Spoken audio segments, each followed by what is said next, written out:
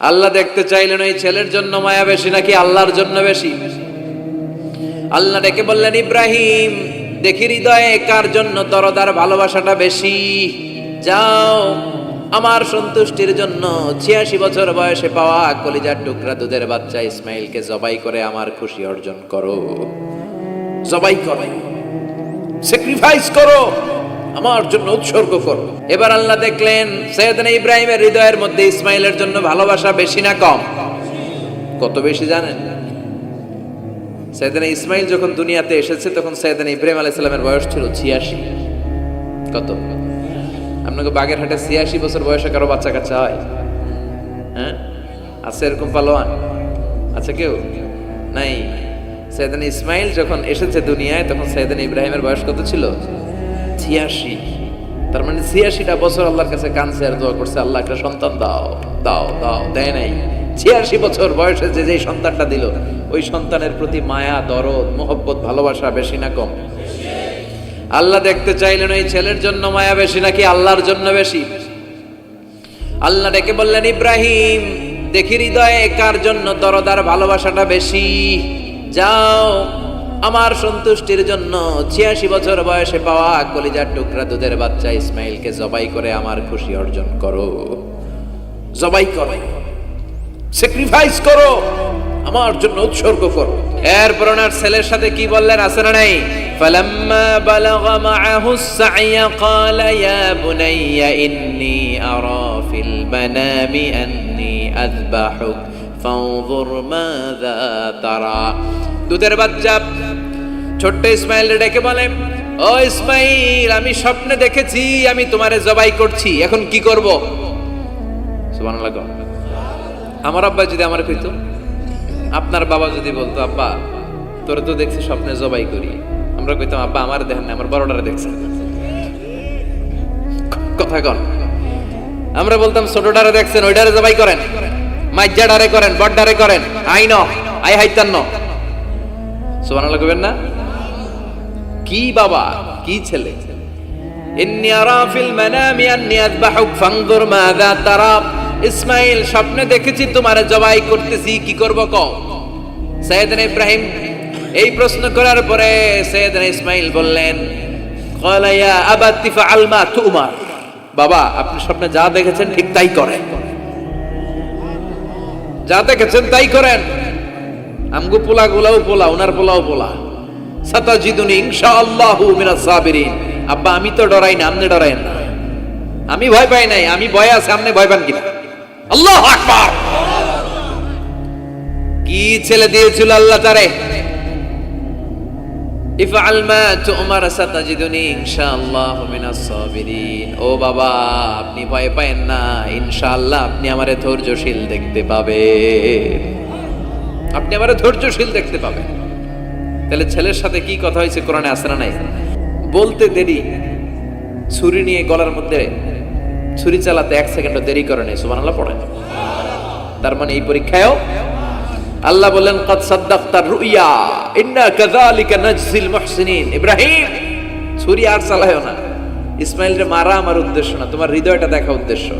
এই ইসমাইল মরে গেলে তো সব ঘটনা উলটপালট লেগে যাবে, কারণ আখিরি জামানার পয়গম্বর বিশ্বনবী মুহাম্মদ রাসূলুল্লাহ সাল্লাল্লাহু আলাইহি ওয়াসাল্লাম এই ইসমাইলের বংশে পৃথিবীতে আগমন করবে। চিল্লায় এখন ঠিক কিনা? ইসমাইলকে বাঁচিয়ে রাখা আল্লাহর জন্য ওয়াজিব, আল্লাহ নিজের জন্য এটাকে আবশ্যক করেছেন। সুবহানাল্লাহ পড়েন। কুড ইউ ইমাজিন কি স্যাক্রিফাইস তিনি করেছেন?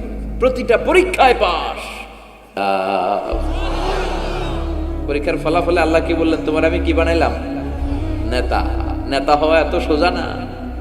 লিডারশিপ কোয়ালিটিটা অনেক গুরুত্বপূর্ণ কোয়ালিটি, এটা চাইলেই পাওয়া যায় না। এটা নিজেকে দিলে দিলে পরীক্ষায় উত্তীর্ণ করে কষ্টি পাথর দিয়ে যাচাই বাছাই হওয়ার পরে নিজেকে প্রমাণ করে করে নেতা হতে হয়। চিৎকার করে বলেন ঠিক কিনা? আল্লাহ বললেন, আমি আমার খলিলরে খালি পরীক্ষার উপর পরীক্ষা নিলাম। যারে আল্লাহ ভালোবাসে বেশি তার জীবনে পরীক্ষাও। বিশ্বনবীরে আল্লাহ বুঝাতে চাইলেন, ও আমার নবী আপনার জীবনটা পরীক্ষাময়। এত পরীক্ষা দেখে বিচলিত হওয়ার কিছু নাই, টেনশনে পড়ার কিছু নাই, নিরাশ হওয়ার কিছু নাই। আপনার পিতা ইব্রাহিমকেও এরকম অনেকগুলো আমি পরীক্ষা নিয়েছি, আর প্রতিটা পরীক্ষায় আমার ইব্রাহিম খলিল সফলতার সাথে উত্তীর্ণ হয়েছে। আসাদুন নাসি বালাআন আল আম্বিয়া, এই পৃথিবীতে সবচেয়ে বেশি বালা মুসিবত আর পরীক্ষা আসে নবীদের। কাদের? সুম্মাল আমসাল ফাল আমসাল, এরপরে সিদ্দিকিনদের, শুহাদাদের, সলিহিনদের। ইবতালা আর রাজুলু হাসাবা দীনি, ব্যক্তির দিনদারি যত বেশি তার উপর আল্লাহর পরীক্ষাও। এজন্য মুমিন পরীক্ষাতে ভয় পায় না, মুমিন কখনো বিচলিত হয় না, মুমিন ভরসা রাখে একজনের উপর। চিল্লায় বলেন যিনি কে? আল্লাহ বললেন পরীক্ষার পর পাহাড় সম পরীক্ষা দিয়ে আমি আমার খলিল ইব্রাহিমকে যাচাই করেছি। একটা পরীক্ষায় ইব্রাহিম ফেল করে নাই, প্রতিটা পরীক্ষায় পাস। এগুলো বলে বলে বিষ্ণুনবীর আল্লাহ সান্ত্বনা দিচ্ছেন, নবী ওরা আপনারে গালি দেয় জাদুকর বলে, ওরা আপনারে গালি দেয় গণক বলে, ওরা আপনারে কবি বলে গালি দেয়, ওরা আপনারে পাগল বলে গালি দেয়, একটার পর একটা পরীক্ষায় আপনি জর্জরিত হচ্ছেন। নবী আপনার পিতা ইব্রাহিম তো এর চেয়েও বেশি পরীক্ষায় পড়েছে। দুনিয়াতে আমরাও যারা পরীক্ষার শিকার, আমরাও সাইয়েদনা ইব্রাহিমের জীবনী থেকে শিক্ষা নেওয়ার দরকার আছে না নাই? গালি আসবে, মন্দ কথা আসবে, বিপদ আসবে, জেল জরিমানা আসবে, ঝুঁকি আসবে। এই ঝুঁকি আর রিস্কের মধ্য দিয়ে কালিমার দাওয়াতের প্রচারের কাজ করতে হবে। চিল্লায় এখন ঠিক কিনা? এটাই মুমিনের বৈশিষ্ট্য। ঝুঁকি, বিপদ, পরীক্ষা, বালা মুসিবত এগুলো মুমিনের লক ছাড়ে না, পিস ছাড়ে না। কারণ মুমিনরে পছন্দ করে কে? মুমিন খুব ভালো করেই জানে বিপদের পরেই বিজয় দান করবে কে। রাত্রি যত গভীর হয়, সুবহে সাদিকের সময় কাছে আসতে থাকে, গর্ভবতী নারীর পেটের ব্যথা যত বাড়তে থাকে, নতুন মেহমান দুনিয়ায় আসার সময় ঘনাতে থাকে, তেমনি ইসলামের পক্ষে যারা কথা বলে তাদের উপর বিপদ, ঝুঁকি, অত্যাচার, অনাচার যত বাড়তে থাকে, কালেমার বিজয়ের সময়টাও কাছে আসতে থাকে, কাছে আসতে থাকে। এই নাজরানা আমাদেরকে দিতে হবে। পরীক্ষায় আমাদেরকে সাইয়েদনা ইব্রাহিমের মতো উত্তীর্ণ হতে হবে। জালিমরা বেশি দিন থাকতে পারে না, এটা ইতিহাস সাক্ষী। কথা বলেন। যারা জুলুম করে তাদের জন্য তো সাহায্য নাই, যারা মাজলুম তাদের জন্য সাহায্য। বদরের প্রান্তরে 313 জন মাত্র দরিদ্র, গরিব, মাজলুম সাহাবী, তাদের জন্য আকাশ থেকে ফেরেশতা দিয়ে নুসরাত সাহায্য করেছে কে? তার মানে মাজলুম আল্লাহর পক্ষে আর জালিমের বিপক্ষে, ঠিক কি না? জালিমের জন্য কোনো সাহায্য নাই, বরং দুনিয়ায় যারা জুলুম করে তাদের ক্ষমতা বেশি দিন থাকে না। ফেরাউন বেশি দিন থাকে নাই, থাকছে? নমরুদ বেশি দিন থাকে নাই, থাকছে? থাকতে পারে না। যারা দুনিয়াতে রক্ত ঝরায় এরা থাকতে পারে না, বরং যাদের রক্ত ঝরে তাদেরকে আল্লাহ বিজয় দিয়ে দেয়। আর যারা রক্ত ঝরায় এদের শেষ রক্ষাও হয় না, এরা জান নিয়ে পালাবার সুযোগ পায় না। কথা বলেন। এজন্য পরীক্ষা আসলে মুমিন ভয় পাবে? মুমিনের হৃদয়ে ভয় আছে কার? চিল্লায় বলেন। আল্লাহর ভয় নিয়ে থাকতে হবে। সাইয়েদনা ইব্রাহিমকে একটার পর একটা পরীক্ষায় আল্লাহ ফেলেছেন, একটার পর একটা পরীক্ষায় আল্লাহ ফেলেছেন, কিন্তু এই পরীক্ষায় তিনি গোল্ডেন এ প্লাস। সুবহানাল্লাহ পড়েন। রব্বুল আলামিন বলেন, ওয়া ইয বিতালা ইব্রাহিম রাব্বুহু বিকালিমাতিন ফাতাম্মাহুন্না ক্বালা ইন্নী জাইলুকা লিন-নাসি ইমামা। ও খলিল, একটার পর একটা পরীক্ষা আমি তোমার জীবনে নিয়েছি। বিশ্বনবীরে বললেন আমার ইব্রাহিমের উপর একটার পর একটা পরীক্ষা আমি নিয়েছি, ইব্রাহিম প্রতিটা পরীক্ষায় পাস। আর খুশি হয়ে আমি বললাম, ইব্রাহিম আমি তোমার নেতা বানায় দিলাম। আল্লাহ put Sayyidina Ibrahim in some tests and trials, and Sayyidina Ibrahim successfully overcome all the tests. Allah said, Ibrahim, I'm gonna make you the leader. Ibrahim আমি তোর লিডার বানাই দেব, এই ফলাফল স্বরূপ তোমার আমি গোটা বিশ্বের নেতা বানাই দিব। I'm gonna make you the leader. এজন্য সাইয়েদনা ইব্রাহিমকে নেতা বানাই দিলেন কে? একটার পর একটা পরীক্ষা তিনি দিয়েছেন। একটাও সাধারণ পরীক্ষা ছিল না, সব ভয়ঙ্কর পরীক্ষা। পরীক্ষাগুলো ছিল অগ্নি পরীক্ষা, পরীক্ষা নাম্বার 1 ইলকাউহু ফিন্নার, আগুনের পরীক্ষা। নমরুদ বলে, ইব্রাহিম ঈমান ত্যাগ করো, না হলে আগুনে ফেলবো। কোথায় ফেলবো? সাইয়েদনা ইব্রাহিম বলে, আমার জীবন যাবে কিন্তু ঈমান যাবে। ঈমানের পথে অবিচল থেকে আমার মরণ যেন হয়। তোমারই কাছে মিনতি আমার, তোমারই কাছে মিনতি আমার, মহামহিম দয়াময়, ইমানের পথে অবিচল থেকে আমার মরণ যেন হয়। পড়ে না আমিন। নমরুদ বলে ইব্রাহিম ঈমান ছাড়ো, তা না হলে আগুনে ফেলবো। ইব্রাহিম বলে জীবন যাবে কিন্তু ঈমান যাবে। তার মানে পরীক্ষায় পাস, আগুনে ফেলে দেয়া হলো, ঈমান হারা করতে পারে নাই নমরুদ। তার মানে আগুনের পরীক্ষায় নাকি ফেল না পাস। পরীক্ষা নাম্বার 1। পরীক্ষা নাম্বার 2, আল্লাহ বললেন ইব্রাহিম কলিজার টুকরা সন্তান ইসমাইলকে আর প্রিয়তমা স্ত্রী হাজারকে মক্কার ধুধু প্রান্তরে রেখে আসো, যেখানে কোনো মানুষ নাই, কোনো পাখি নাই, কোনো প্রাণী নাই, কোনো খাওয়ার পানিও নাই, কেউ নাই, জনমানব শূন্য এলাকার মধ্যে ফ্যামিলির সবাইকে রেখে আসো, ইসমাইলরেও রেখে আসো, হাজারকেও রেখে আসো। কোনো টু শব্দ করলেন না। সাইয়েদনা ইব্রাহিম কিছু জিজ্ঞেসও করলেন না, বলার সাথে সাথে ওনার স্ত্রী আর কলিজার টুকরা বাচ্চাটারে মক্কার ধুধু প্রান্তরে রেখে দিয়ে আসলেন। এই পরীক্ষায়ও কথা বলেন, এই পরীক্ষায়ও আমাদেরকে যদি আল্লাহ বলে যাও তোমার সন্তান তোমার স্ত্রীকে রেখে আসো সাহারা মরুভূমিতে, পারবেন? হ্যাঁ, কি পরীক্ষা দিয়ে আল্লাহর প্রিয় হয়েছে। তার মানে আগুনের পরীক্ষায় পাস, ফ্যামিলি বিসর্জন দেওয়ার পরীক্ষায় পাস। আবার আল্লাহ বললেন ওয়াজআলনা ফি যুররিয়াতিহিন নুবুওয়াতা ওয়াল কিতাব, আমি খুশি হয়ে এই ইব্রাহিমের বংশের মধ্যে নবুয়ত দিয়েছি, আবার কিতাবও দিয়েছি। সুবহানাল্লাহ বলেন।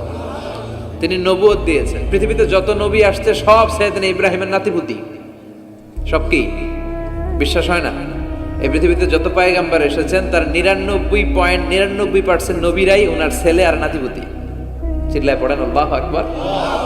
এজন্য ওনারে বলা হয় আবুল আম্বিয়া, father of the all prophets, সব নবীদের বাবা।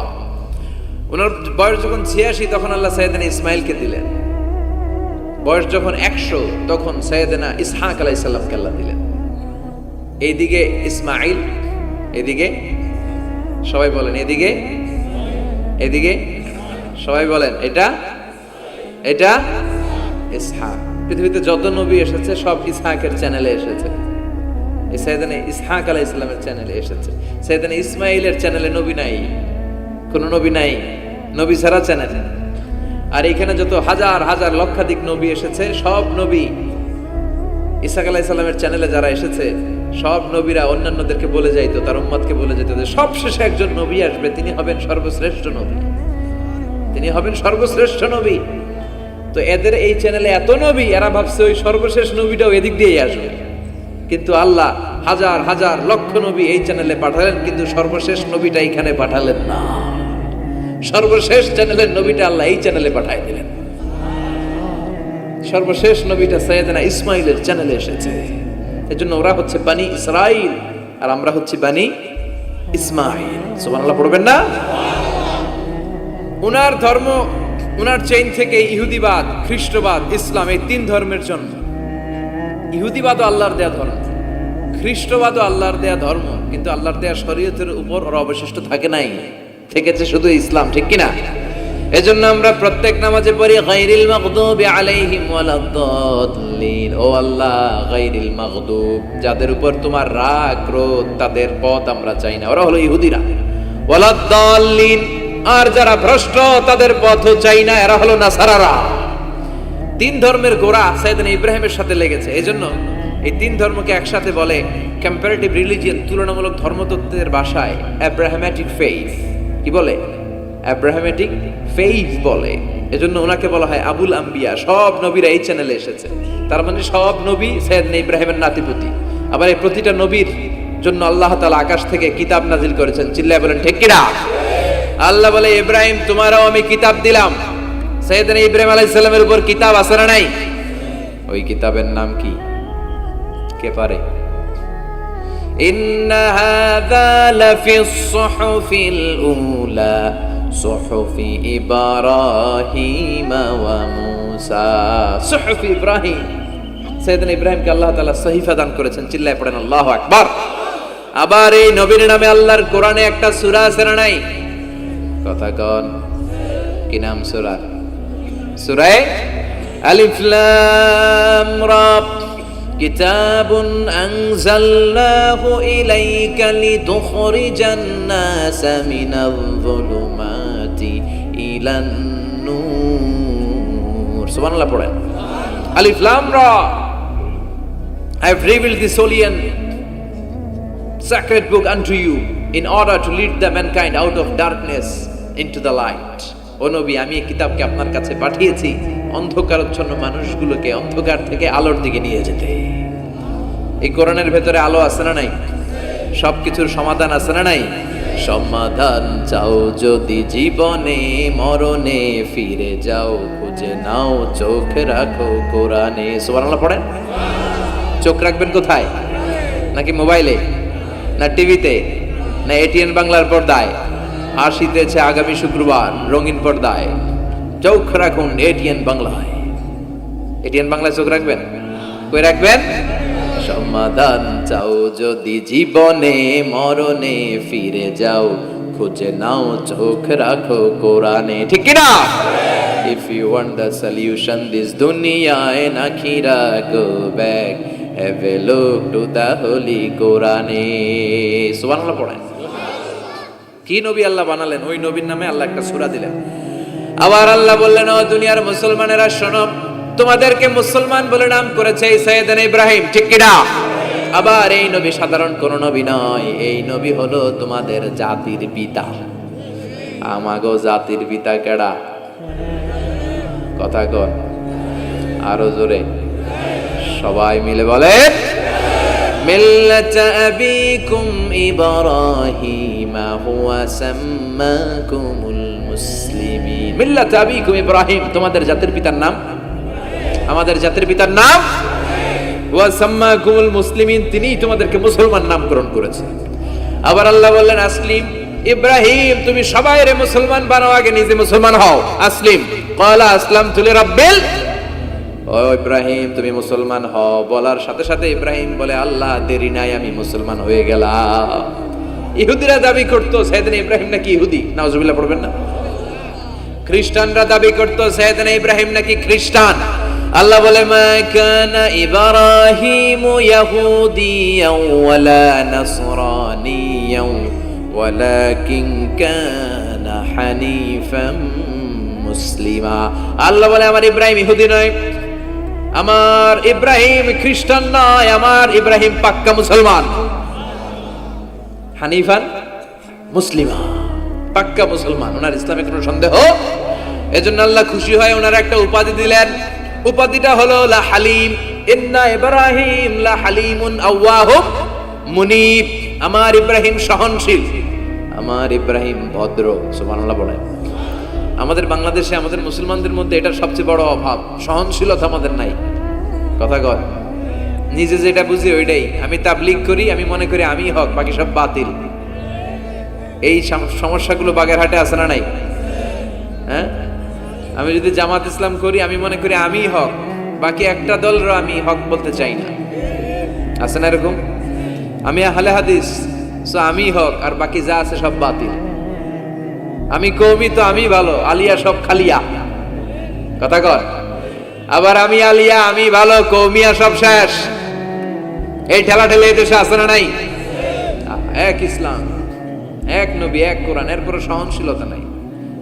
সে অন্য নেশাবে পড়ুক, সে অন্য মতদর্শে হোক, সে তো আমার ভাই। সবচেয়ে বড় পরিচয়, সেও মুসলিম, আমিও মুসলিম। এই চিন্তাটুকু নাই। আল মুমিনুনা ইখওয়া, ব্রাদারহুড, ভ্রাতৃত্বের এই বন্ধনটা আমাদের মধ্যে নাই।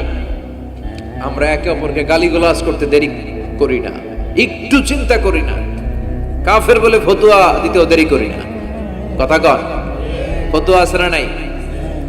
কয় তুই কাফের 10 কারণে, তুই কাফের 20 কারণে, তোর দাদা কাফের, তোর নানা কাফের, তোর পীর সাহেব হুজুর কাফের। আছে না নাই?